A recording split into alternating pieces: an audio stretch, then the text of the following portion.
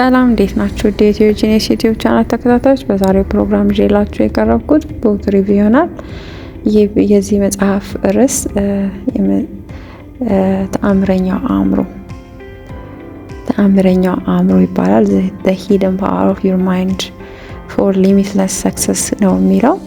አእምሯችን በተአምረኝነት የአእምሯችንን ተአምረኝነት ይነግረናል መጽሐፉ የተጻፈው በጆይ ዴንሰን የተጻፈ መጽሐፍ ነው። ይህ መጽሐፍ ተአምረኛ አእምሮን አሳይቶ ለተአምረኛው ስኬት እንድንበቃ የሚያደርገን መጽሐፍ ነው። ይህ መጽሐፍ 6 ምዕራፎች ይይዛል እና እያንዳንዱን ሃይላይት አቀርብላችኋለሁ። እናንተ ደግሞ ዲቴል ታነቡታላችሁ ማለት ነው። መጽሐፉ የአእምሯችንን ተአምር ምን ያህል ኃይል እንዳለው የሚያሳይ መጽሐፍ ነውና 6 ክፍሎች አሉት። እያንዳንዱ ክፍል አጠራጠር አድርጌ ያቀርብላችኋለሁ። ቻናላችንን ሰብስክራይብ በማድረግ እንድታበረታቱን ጠይቃችኋለሁ። እንደዚህ አይነት መጽሐፎችን ሪቪው ያደረግን አንዳንድ ጠቃሚ መረጃዎችን ሼር እንድናደርጋችሁ ስለሚያበረታታን እባካችሁ ቻናላችንን ሰብስክራይብ አድርጉልን። የመጀመሪያው ምዕራፍ ፕላሲቦ ኢፌክት እና ተአምረኛው አእምሮ ይላል። የመጀመሪያው ይህ ክፍል ሲጀምር ማንነት ላይ ያተኩራል። አንተ ማነህ? ማንነትስ የሚቀይር ነገር ምንድነው? ፕላሲቦ ኢፌክትስ ምንድነው? ከአእምሮና ከአስተሳሰብ ጋርስ ምን ያገናኘዋል? አስተሳሰባችንስ የአእምሮና የሰውነት ሁኔታዎችን እንዴት ይቀይራሉ? በማሰብ ብቻስ በማንነት በህይወትና በእምነት ላይ ለውጥ ማምጣት ይቻላል የሚሉትን ሀሳቦች የምናይበት ክፍል ነው። ፕላሲቦ ማለት በውሃና በስኳር ወይም በውሃና በጨው የሚሰራ ፎልስ ሜዲሲን ነው። ሰዎች በማመናቸው ብቻ ሐኪም ቤት ሄደው እሱን ተወክተው የሚድኑ ሰዎች አሉና የፕላሲቦ ኢፌክትና ተአምረኛው አእምሯችን የሚለው እሱ ነው። ማንነታችን ላይ አንተ ማነህ? ማንነትን የሚቀይርስ ነገር ምንድነው? ይሄ የፕላሲቦ ኢፌክትስ ምንድነው የሚለውን በደንብ የሚያብራራልን ክፍል 1 ነው። ሁለተኛው ክፍል ተአምረኛው አእምሮ ከአእምሮ እንዴት ነው የሚያስበው? ትኩረቱን አእምሮ ሀሳብ ላይ ያደርጋል። የሰው ልጅ እንዴት እንደሚያስብ፣ የሀሳብ መነሻዎቹ ምን እንደሆኑና እንዴት እንደሆኑ፣ አእምሮ ውስጥ ያለው ዓለምና የእውነታ ዓለም ያላቸውን ልዩነት፣ ሀሳቦችን እንዴት መቆጣጠርና መግራት እንደምንችል፣ እንዴት የማታውቀውን የለውጥ መንገድ መጀመር እንደምትችል ያሳያል። በመንገዱም ያስጉዛቸዋል ማለት ነው። በዚህ ክፍል የለውጥን ወንዝ አብረን በጋራ እንሻገራለን ይለናል ይህ መጽሐፍ ማለት ነው። እያንዳንዱን እንዴት ነው ይሄ ተአምረኛው አእምሮ የሚያስበው? እንዴት ነው ነገሮችን የሚያስኬደው?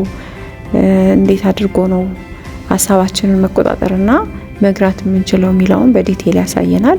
3ኛው ክፍል ተአምረኛው አእምሮ ከአእምሮ ህቡ ህሊና ይላል። ስለ ህቡ ህሊና እና የስክነት ሁነት ውስጥ በመግባት እንዴት አዲስ ህይወት መጀመር እንደምንችል ይነግረናል።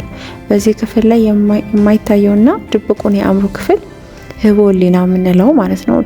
ድብቁ የአእምሮ ክፍላችን እንበረብረዋለን ይለናል ይህ መጽሐፍ። ህቡ ህሊናን በማዘዝና በመቆጣጠር ብቻ ከፊት ያለውን ዓለም እንዴት መግዛት እንደምንችል እናያለን። ፍርሃት፣ ድህነትም ሆነ በሽታ በሚጀምረው ከህቡ ህሊና ከድብቁ የአእምሮ ክፍል ነውና ይህን የጨለማ ክፍል አብረን እናጸዳዋለን ይለናል። እንዴት እንደሚያጸዳው ዲቴይሉን በማንበብ ኢንጆይ እንድታደርጉት ጋብዛችኋለሁ።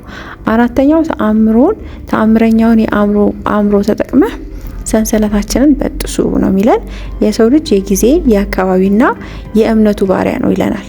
አሁን ካለንበት የልማድ እስር አላቆ አዲስ ህይወትን ይሰጠናል። ከትናንትና ጸጸቶችህ እንዴት ማምለጥ እንደምትችል፣ በዙሪያ ካሉ ተብታቦች ካሰሩን ነገሮች እንዴት እንደምንወጣ፣ እምነቶችን፣ ስሜቶቻችንና ሌላም አስረው የያዙንን ሰንሰለቶች የምንበጥስበት ክፍል ነው። እንዴት አድርገን ከነዚህ ከታሰርንበት ነገሮች እንወጣለን የሚለውን ያሳየናል። 5ኛው ጸሎትና የስበት ህግ ነው። ጸሎትህ በተሳሳተ እምነት ላይ መቆም ያለመቆንን የምትፈትሽበት ነው። የጸሎት ኃይል ከአእምሮ ኒውሮኖች ጋር ያለውን ግንኙነት በማወቅ ትደመማለህ። የምትጸልይበትንም ሆነ የምትቀበልበትን መንገድ ትቀይራለህ። በስበት ህግ ውስጥ ደግሞ የጸለይክበትን ነገር እንዴት እንደምትስበው፣ በስበት ህግም እንዴት አላማን እንደምትሰራ የምናይበት ክፍል ነው። አንተ ብቻ ልብ ብለህ ፈልገው እንጂ የማትስበው ነገር አይኖርህም ይላል ይህ መጽሐፍ። የመጨረሻው ክፍል ተአምረኛው አእምሮና የገንዘብ አስተሳሰብ ነው። ድህነት የአስተሳሰብ ችግር ነው። በምንም መንገድ ቢሆን አእምሮን ልታላምደው እንዳትሞክር። በዚህ ክፍል ስለ ገንዘብ ያለንን የተሳሳተ አመለካከት እንድንቀይር አድርጋለሁ። አዲስ የሆነ የገንዘብ አስተሳሰብ ያስፈልገናል። አዲሱን የህይወትን በድህነትና በችግር ውስጥ ልታሳልፈው አይገባም። ስለ ገንዘብ ያለንን የተሳሳተ አስተሳሰብ ከእውነት ታሪክ ጋር ተዛምዶ ያቀርብልሃል። ይህ መጽሐፍ ተአምረኛውን አእምሯችንን ተጠቅመን በህይወታችን ላይ በማመን ብቻ ለውጥን ማምጣት ለሚፈልጉ ሁሉ የተጻፈ መጽሐፍ ነው ይለናል እና ይህም መጽሐፍ አንብበን እንድንቀየርበት እንድንጠቀምበት ሼር ላደርጋችሁ ወድጃለሁ። 6 ክፍሎች ነው ያሉት። በጣም ኢንተረስቲንግ ነው። አንደኛው ስለ የመጀመሪያው ምዕራፍ ለመከለስ ያህል የፕላሲቦን ምንነት ነው የሚያሳየን። ፕላሲቦ ኢፌክቱ ምንድነው? ፕላሲቦ ያው ምንም አይነት ጥቅም የሌለውም ስኳርና ውሃ ወይም ስኳርና ጨውና ውሃን የያዘ መርፌ ተደርጎ የሚሰጥ ነገር ነው። ስለዚህ ነው የሚያወራው። ሁለተኛው ቻፕተር ደግሞ ስር ፍሬ ያፈራል። የአእምሮ እውነታ ምንድነው? ሀሳባችንን እንዴት መቆጣጠር እንችላለን? ለውጥ ውስጥ እንዴት መግባት እንችላለን የሚለውን ይይዝልናል። ሶስተኛው ምዕራፍ ይሄ አፍዛ ደንግዝ የደነዘዝንበትን ነገር ምንድነው? ህቡ ህሊናና ንቁ ህሊና ምንድነው ልዩነታችን? ድብቁ አእምሮና ንቁ አእምሯችን ምንድነው ልዩነቱ የሚለውን ያሳየናል። አእምሮ እንዴት ወደ ብክነት እንዳይቀየር እንዴት እናደርገዋለን? የአእምሮ ስክነት ውስጥ ለመግባት የሚያስፈልጉ ነገሮችን እነዚህን ይነግረናል። አራተኛው ምዕራፍ በአንድ እጅ ማጨብጨብ ይቻላል ወይ? አዳዲስ ልማዶችስ ምንድናቸው? ከባቢያችንን ወይም የከበቡንን ነገሮች መቀየር እንችላለን ወይ የሚለውን ከጭንቀት እንዴት መዳን ይቻላል? እንዴት ከጭንቀት መገላገል እንደምንችል ያስረዳናል። የመጥፎ ስሜቶች ሱስን ስለማይታሰቡ የማንፈልገውን ነገር እንዳናስብ የሚረዱ ሜቶዶችንም ያሳየናል። አምስተኛው መጽሐፍ የጸሎትንና የስበት ህግን ነው የሚያሳየን። የጸሎት ኃይል ምንድነው? የስበት ህግስ ምንድነው የሚለውን ይነግረናል። የመጨረሻው ምዕራፍ ተአምረኛው አእምሮ የገንዘብ አስተሳሰብ ነው። የገንዘብ አስተሳሰብ መኒ ማይንድ ሴት ምንድነው?